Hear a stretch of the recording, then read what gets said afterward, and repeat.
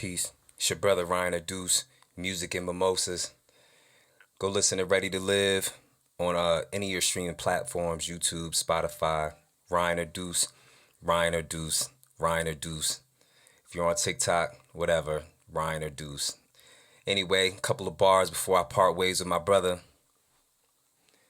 In the name of Allah, yes, it's the right-handed God, related to the right-handed writer of Psalms. You guessed it, Ryan or Duece, accept it. History's already whispering my name.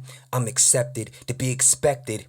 Always expect the expected and unexpected. Look, the lesson is that's on repeat in my brain. Maybe my brain is just a scratched record. Look, no cap, all that cap under your hat could have a cap headed right at your hat. We'll see where that's headed. Peace to all the Big Daddy Kane half-steppers with cash invested in that pack, schooling them with that pack. Kappa stepping, or the personal trainers that's in the trap stretching. Whether you trapped in the trap or you trapped in corrections, when you black, you know the attachment of traps like back flexes. Yeah, that message is only for the battle tested warrior on a correct path that masters lessons. Sober, floating through the Ave, reflecting on how moving through the city, the highway is how you pass the exit. Class in session. I remember how all of my friends disappeared when I went to prison, and I was alone in my conviction with my convictions. On visiting day, I'd sit and flip through my pictures and recall all the days that they never came to visit. Damn, your favorite rapper will sell his soul and catch a case, possibly caught with a gun, or they'll say it's after his record went #1 and then he bought a Wraith. But the insult to the injury all came after we all saw the tape. And his baby mama's now pregnant by a thug. Problem is, the father is not the man that she loved. She got some new pipe one night after the club. Current man doesn't know he about to raise a baby that ain't his for about a dub. Eventually regretting every feeling that he ever caught. But imagine the mental devastation when he finds out she was using her menstruation in that spaghetti sauce. It's your brother Ryan or Duece. Tap into what I am. Tap into my brothers Seth and Allie. Here, Music Mimosas. You know what it is. 2, 1. Good morning and welcome to another episode of Music and Mimosas. I'm here with Ryan or Duece and my husband Seth. Good morning. Peace, y'all. What's going on? Peace, Allie. What's happening? Peace, brother. How's it going? You know, here. Feeling good. Matter of fact, Allie, I think we should take a toast before we really get started. You know, I don't really do this thing, but this is another great moment, another great milestone. I remember the first time we did this a few years ago before this take started. We were just talking about the great journey we've had. So I just want to say peace and thank you for having me. Thank you for having me. I appreciate y'all. We really thank you for coming back on. We thank everyone for tuning in again. And this is not even season 5 of Music and Mimosas. We are keeping the show ongoing for the future. That's right. You know, I plan on really reaching out to all these different artists going forward. And, you know, just email us if you are looking to get on the show. But with that being said and going forward, how do you feel today, Ryan? Feel great. It's been a long week, though, if I'm honest. Yeah, but I feel great. Feeling good. Been involved in a lot of things. You know, I was just with you not too long ago, moving and making music. Yep. So, you know, it's been a journey, for sure. Now with the whole music thing right now, where have you been? You haven't released music at all this year. I mean, so you know, you know the story somewhat. We've been making this music together, and the thing is like the music space is so weird in the world for real. Like there's a lot of great things happening, but then when you look in the actual business of it all, like we see all these weird things happening too. So, you know, for me, I have really just gotten to a place when we were really in those beginning stages of like making music. You remember, like in a year, we probably recorded like 100 songs. Yeah. And the thing is when we were doing it, all I wanted to do was just put it out because I was proud of it. Like I was proud of the thought processes. I was proud of the concepts. I was proud of the sounds. You know, Colin was making just so much great stuff. One sec, let's make a shout out to Colin. My brother Colin. Quick. You know, Colin really hasn't been in the studio too much lately, the guy's been moving in life in a really good way. And with music now being my number one, I really had to be the one to take over. But I just want to give a shout out for Colin for really being with my guy Ryan from day one, and he's still producing beats for you. Absolutely. Like Colin hasn't disappeared, nothing like that. As you know, he's just, as you said, he's wrapped up in different parts of life right now. Mm-hmm. But, he still hits me from time to time. He still sends me beats. A lot of times I don't like to record on his beats without him. That's why we don't. But even though he tells me to, but of course, we'll go down that. But it was really just, I was just proud of just so much of the things that we were doing. And so, I was just putting the music out, go on the internet, tell people what's happening. Hey, we got this going out. Genesis. Yeah. He'll take different songs. Shout out to my brother Genesis. No Extra Time, Asiatic Drip. He put music, different pieces of content all the time. But I recognized that being caught up in the melee of life, like I wasn't able to focus on promotion. I wasn't able to focus on finding the spaces in which people were going at to, perform and doing things like that. And so even though I was putting out a lot of great stuff, I wasn't getting the most out of it, and I wasn't able to give the people the most out of it either. Bless you, by the way. So that's really what it's been. But as you know, we've been recording. Yeah, we've been recording a lot. We have.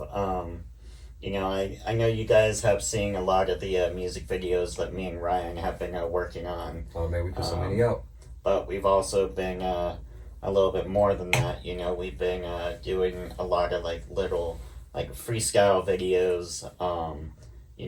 We kind of moved into a new direction of not really filming a whole music video, but maybe doing the first 1.5 to 2 minutes of a video, because I think we've kind of figured this out, and no one really watches a full 4 to 5 minute music video when it's all said and done. Yeah, it's not that way anymore. Yeah.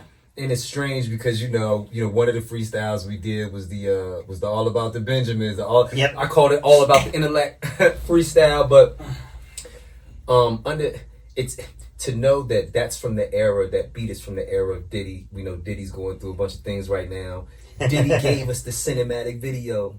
He didn't give us the cinematic. He gave it to us in hip hop. Yep. We know that Michael Jackson gave us a number of different pieces and different people like that within the diaspora of hip hop, or in just entertainment in general, music. But we're now at a place where it's hard to keep the attention span. So now, what is your? Why did you go and attack Diddy on that? Well, it wasn't, because that was right before all this stuff started, and you and me have been talking about it in the studio a lot. How Diddy's going down, and we were talking about that a couple months before this all happened. It wasn't that I was attacking Diddy. It was I don't know. I was writing it. I always wanted to rap to the beat. I love the Locks. Shout out the Locks, Lil' Kim, Notorious B.I.G., classic moments in hip hop, but it was just I wanted to rap to it. Yeah. And while I was writing to it, of course you want to say things, that relate to it, but what I said was just what I said. I can't, because we love Diddy. Diddy is a motivator. It is so hard for honestly me, because I looked up to the guy for so many years. But the whole thing with Diddy aside, you have a lot of things coming out about the new or about the producer Dan Schneider from Nickelodeon. Yeah. And, I kind of want to tie this into a lot of what you are doing with the community. Because you are taking a lot of, these, people that have actually suffered through a great amount, and you're, counseling them, and you're moving them in a different way. So tell me, how, what got you into this position? Position, it's so when you speak about position, when you speak about experience, just living this life. Of course, with Diddy, with Dan Snyder, they've created traumatic experiences in people's lives that aren't going to go away. And I'm out here, I do trauma response within the community. I do violence and intervention prevention out here in Denver and Aurora. There's a lot of violent things happening out here in real life. And so, you have to have people who are just willing to be involved. You can't just be a person who's just on the internet, talking. Like, you have to go out and you have to be involved. You have to participate. And so, in my particular job, I show up to the hospitals, very specific hospitals out here in the community, Denver, Aurora. If you get shot, if you get stabbed, if you get assaulted, I'm going to show up to your hospital room, or myself or a couple of other people. And we're going to try to be a medium between you and the injury that you're dealing with in the bed and the medical staff. Mm-hmm. Many of the people who come in from the community that are injured, they need a lot of things. Hence the reason they end up in the positions that cause them to get injured and bring them to the hospital. So I show up and I offer a number of things, through my organization. I'm a part of it's known as the AIM team. And so, if you need shelter, if you need drug rehabilitation, if you need physical therapy after getting shot in the leg, something like that, this is what I show up for. But then on the other side of that, last year we had the shooting at East. Yep. The youth shot was it the dean, and I think the dean's assistant or something like that. I was there for that because that's violence intervention prevention. My whole organization was there. And so these are the things that, as Colin knows, as Ali, making the music, it's always been about consciousness. Anybody that's listening to me, like, I get it. We live in a time where it's like, nobody wants to hear necessarily like the smarty arty guy, talk to you about like the things that are wrong, hard subjects, people don't want to deal with. Like, no, people don't necessarily want to hear about, the adult that touches the kid. They don't want to hear about racism. They don't necessarily want to hear about politics. You don't want to hear about the kid that got shot in the head in front of the store. Yeah. But this is real. If we can be consumers of all of the foul in a negative way, then you can be consumers of the foul in a way that can be positive and enlightening to your life.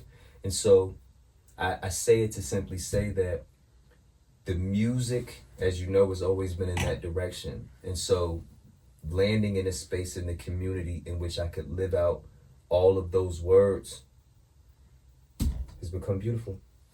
So, and I'm going to kind of like touch on a certain subject right now.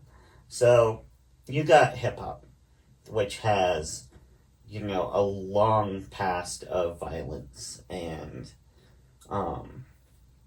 like suffering and struggle. And then you have what you do, where you're helping the people that struggle through it. And, like, hip hop has long kind of like promoted a lot of gang violence. And this is a problem that we're kind of dealing with right now, to where the courts are going after these rappers and what they said in their songs. You have Young Thug, who's on a big trial right now because of it. And it's getting to the point to where, like, you feel like a lot of these hip-hop careers might be at risk because of what they said in their songs. It could be a year ago, it could be 2 years ago, it could be 10 years ago. So pretty much what I'm trying to ask is, with the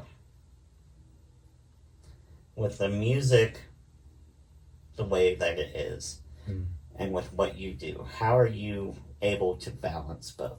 Because you're a rapper and you're also helping the community. So it's hard to be the tough guy a little bit, I mean, well, that's even if that's a persona that you want. We know tough guys, and we know that as a thing isn't, like, either you're real or you're not, you're phony or you're not, you're authentic or you're not. And we know we now are in this space where there's so much gray area. You can be almost anything you want. This is why, like, going back to what you were just saying about what hip hop is always promoted. We know that hip hop was always a space for people to come and tell their stories from a not necessarily an underprivileged place, but you could enter this place and this could become where your success could come from if you don't have what it takes to get to like Wall Street or the NBA or something like that. But we now are learning that in this space, we now have these executives who are telling those who are coming in this, yo, if you want to make the most out of this, you may have to do this, you may have to do this, you may have to do this. If you're cool with that, we'll take you somewhere. If you're not cool with that, go out there and do what you can without us. And so, in knowing that, like when I was incarcerated, I used to read all the music books. I'd read all the Source magazines, all the Double XLs. I'd read Murder Dog. I would read everything. Like I want to keep up with what's going on in hip hop. I had access to cell phones. I go on YouTube. I go on Google. I want to keep up with what's going on within the culture. Before the internet really took off. Well, the thing was, by the time I had access to a cell phone, the internet was kind of like jumping.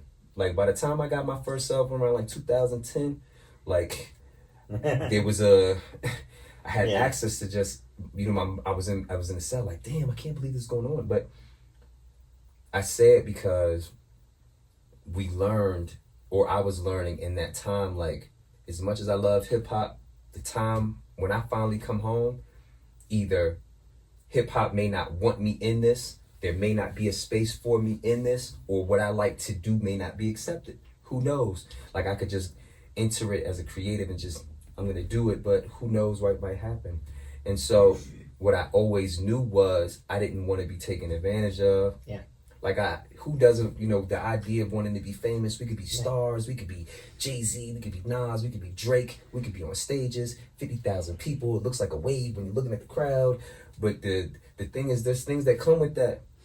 Like that's real. And so for me, the balance has always been, I'm realistic about the fact that in order to be a superstar in this, there's going to be things I have to give up.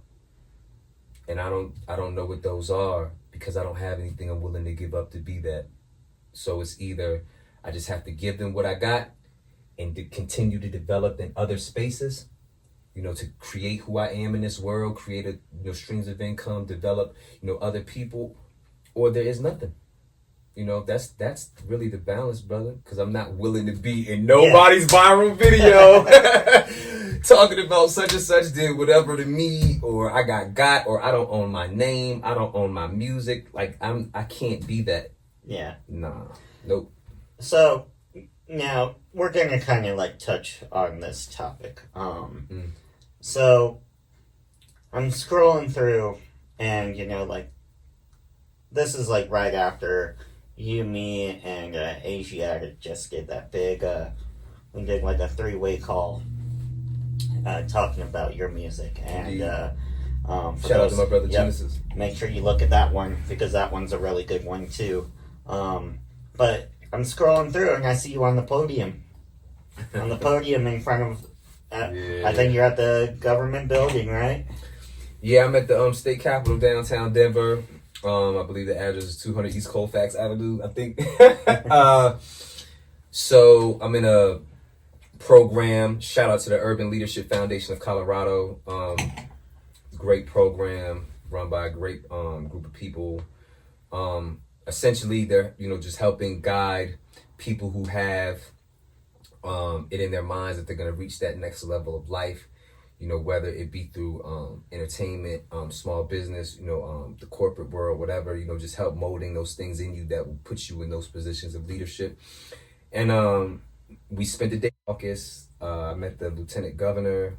I think her name is Diane Primavera, very nice woman. The picture that you saw, I was with the group. There was a small break in between different people coming to speak to us. I believe Senator James Coleman came to speak to us.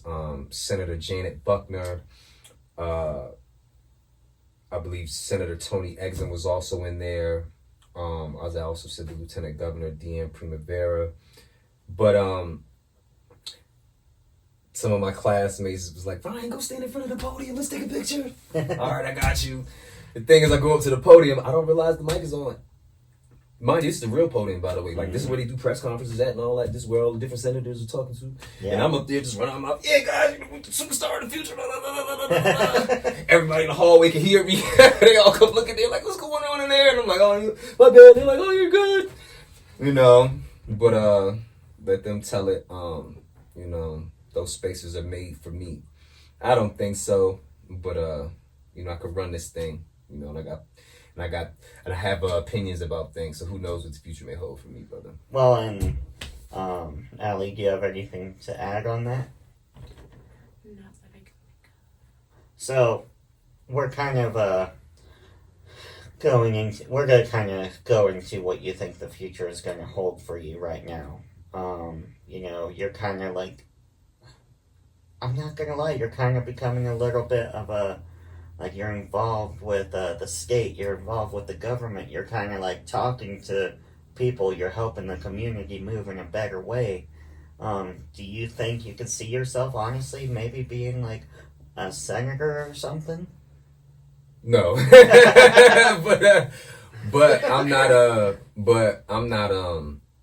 you know, as you know, I have my own perspective about politics, but what is real is that I will be in the community doing the things that I do, continuing to develop and build things. You know, some of those things we've talked about here, some of those things y'all will just see because y'all are my friends and y'all will just be involved. But that's, you know, whether it's, you know, the state house or, you know, just making sure that the youth survive the summer, you know, or just making sure, you know, we help get these, you know, some of the adults in the community who may not, you know, have the greatest things going on just cleaned up into the next thing. You know, it's just like, we'll be here in one form or another doing important stuff. Yeah.